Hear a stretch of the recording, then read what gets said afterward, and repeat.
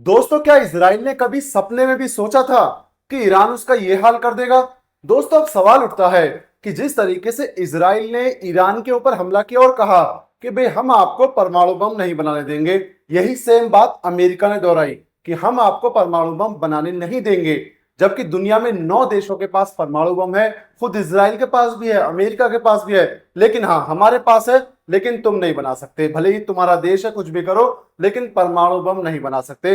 अब इसको लेकर दोस्तों जंग छिड़ चुकी है, जहां ईरान, अमेरिका और इजराइल तीनों मैदान पर आ चुके हैं। जहां इजराइल ने पहले शुरुआत की और ईरान के ऊपर हमला किया, लेकिन इजराइल ने कभी सपने में भी नहीं सोचा था कि ईरान उसे इस तरीके से लेगा और इस तरीके से ईरान रिटेलिएट करेगा। क्योंकि मतलब इजराइल का ये रहा है, पहले गाजा में हमले करे, गाजा वालों के पास कुछ नहीं है तो क्या करें, लेबनान पर हमले करें, उनके पास भी कुछ नहीं है। इसी तरीके से सीरिया में, इराक में कई जगह हमले किए, लेकिन वो भूल गया कि ये ईरान है, ये सीरिया, इराक, गाजा ये नहीं है, ये ईरान है। इसके पास बैलिस्टिक मिसाइल का भंडार है, या यूं कहें कि मिडिल ईस्ट में या उस रीजन में सबसे ज्यादा अगर किसी के पास बैलिस्टिक मिसाइल, सबसे एडवांस किसी के पास बैलिस्टिक मिसाइल है तो वो ईरान के पास है। और ईरान ने पिछले 10 दिन के अंदर अपनी बैलिस्टिक मिसाइल की ताकत दिखाई है। जहां इजराइल को घमंड था कि मेरा आयरन डोम सिस्टम 95% मिसाइल को इंटरसेप्ट करता है, यानी 100 मिसाइल आई तो हम 95 उनमें से गिरा देंगे।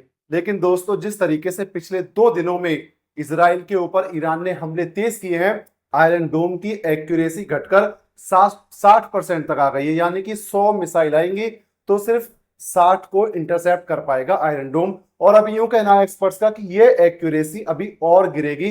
इसका मतलब साफ है कि ईरान अगर वहां से 100 मिसाइल दागेगा तो 100 में से 50 ईरान के शहरों पर गिरने वाली हैं, जिससे मतलब सॉरी इजराइल के शहरों पर गिरने वाली है, जिससे इजराइल को भारी नुकसान होगा।